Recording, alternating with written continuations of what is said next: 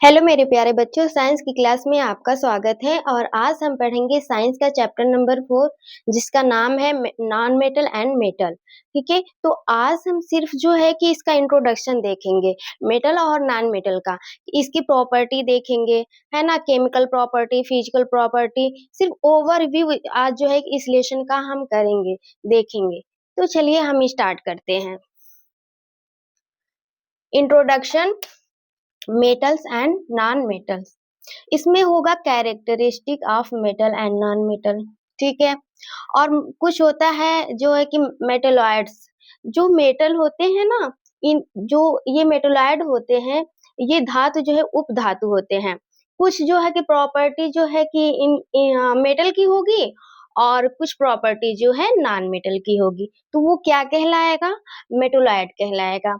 और जो कैरेक्टर होता है ना, उसमें हम उसकी पहचान करेंगे कि ये मेटल है या नॉन मेटल है।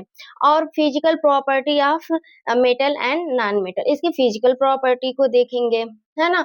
और देखेंगे कि ये मैलिएबिलिटी होता है, कि मतलब ये जो है ना लचीला होगा। लचीला, लचीला क्यों होगा भाई?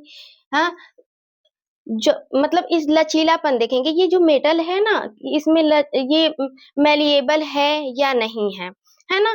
तो मैलिएबल कैसे होगा, लचीला कैसे होगा? आप लोगों ने फावड़ा, कुल्हाड़ी, बेलचा, ऐसे बहुत सारे मतलब इंस्ट्रूमेंट देखे होंगे, सामान देखे होंगे लोहार के दुकान पर, कि जो जब भी वो हथौड़ा मारते हैं ना उस पर, तो वो एक स्लीट के रूप में वो फ्लैट हो जाता है, चिपटा हो जाता है। क्यों होता है? क्योंकि वो बहुत ही लचीला होता है। डक्टिलिटी मीन्स इसमें तन्यता होती है। तन्यता, तन्यता का गुण होता है।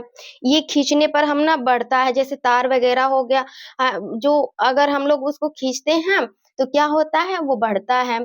डक कंडक्टिविटी होती है इसमें।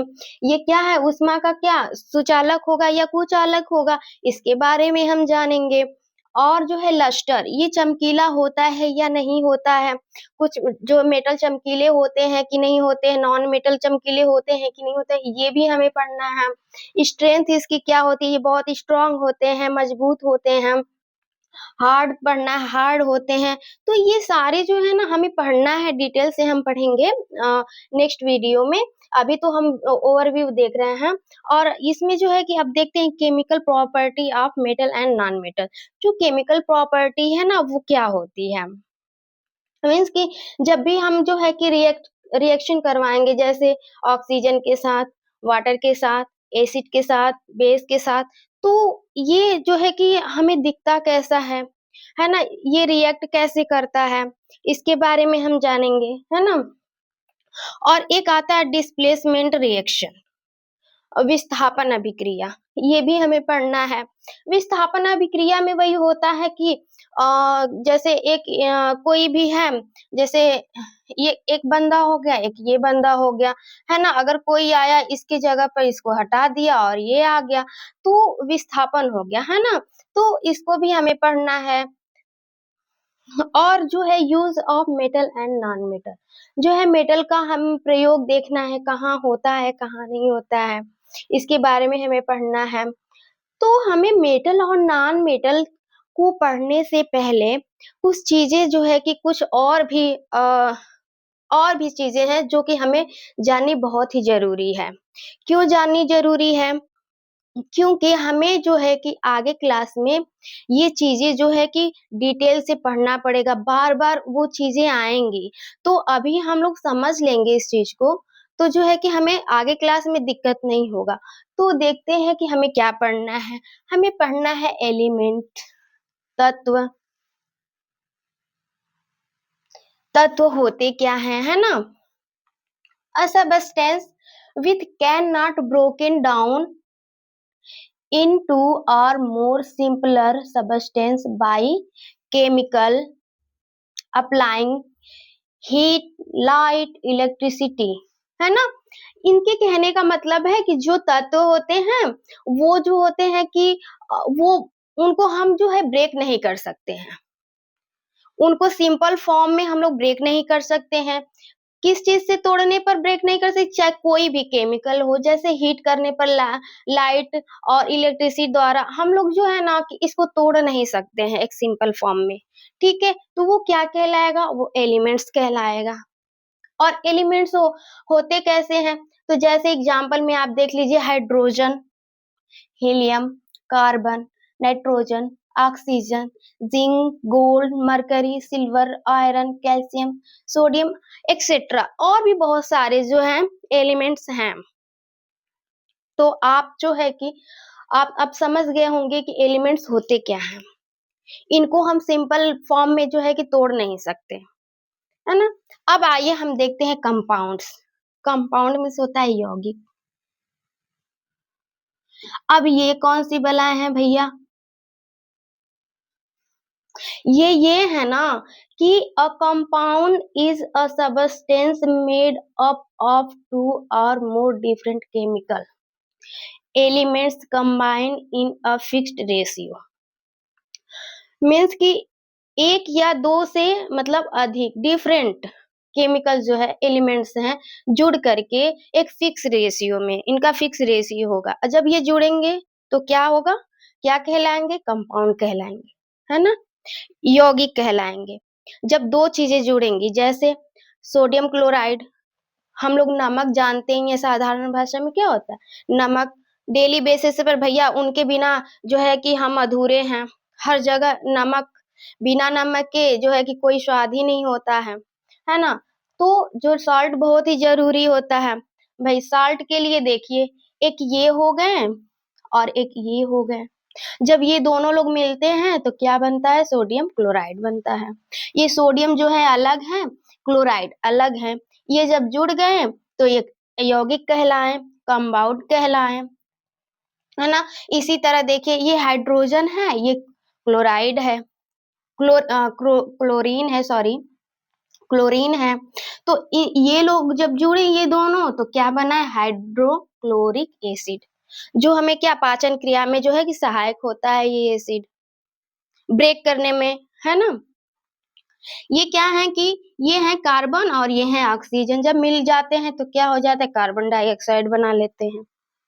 तो जब ये जुड़ते हैं ना तो ये एक या दो से अधिक जो है डिफरेंट केमिकल जो है एलिमेंट्स होते हैं, जिन जब जुड़ेंगे तो इनकी फिक्स रेशियो होगी, वो क्या कहलाएंगे, कंपाउंड कहलाएंगे। इसी तरह एक है ये एटम जी, एटम, ये कौन है भैया, इन्हें भी जानना बहुत ही जरूरी है। A very small unit of any substances is known as atom. जो कोई भी बहुत ही माइन्यूट जो है कि यूनिट होती है इसकी, एटम बहुत ही छोटी होगी, है ना। सबस्टेंस इज नोन एज, जैसे ये बहुत सारे एटम मिलकर के क्या बनाते हैं, एलिमेंट्स बनाते हैं, है ना। तो हम बोल सकते हैं कि जो एक छोटी सी इकाई होती है, बहुत सूक्ष्म इकाई होती है पदार्थ की, वही क्या कहलाती है, एटम कहलाती है। इनको हम पढ़ क्यों रहे हैं, क्योंकि इनको जो है ना कि जानना है हमें, नाइन्थ में, टेंथ में, 11th में, 12th में, इन लोगों को ना जानना बहुत ही जरूरी है। इन लोगों को अगर जान लेंगे तो हमें बहुत ही आसानी होगी नेक्स्ट क्लास में पढ़ने के लिए। तो आई होप कि आप लोगों को ये समझ में आया होगा कि एलिमेंट्स क्या होते हैं। एलिमेंट्स जो होते हैं, साधारण भाषा में हम कहें तो ये पदार्थ का बहुत ही शुद्ध रूप होता है ना। तो क्या कहलाता है, तत्व कहलाता है। और ये जो तत्व होते हैं ना, एलिमेंट्स होते हैं जो, वो जो है कि वर्तमान में 118 हैं, और जो है कि 92 जो है ये नेचुरली हैं, और भी सिंथेसाइज करके बनाया गया है ना। तो 92 जो है कि ये नेचुरली हैं, नेचर में।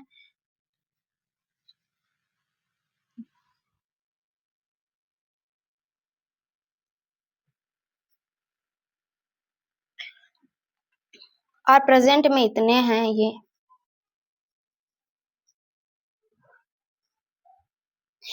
और हाँ, जब भी जैसे कि एलिमेंट्स जो थे ना, इतने एलिमेंट्स हैं,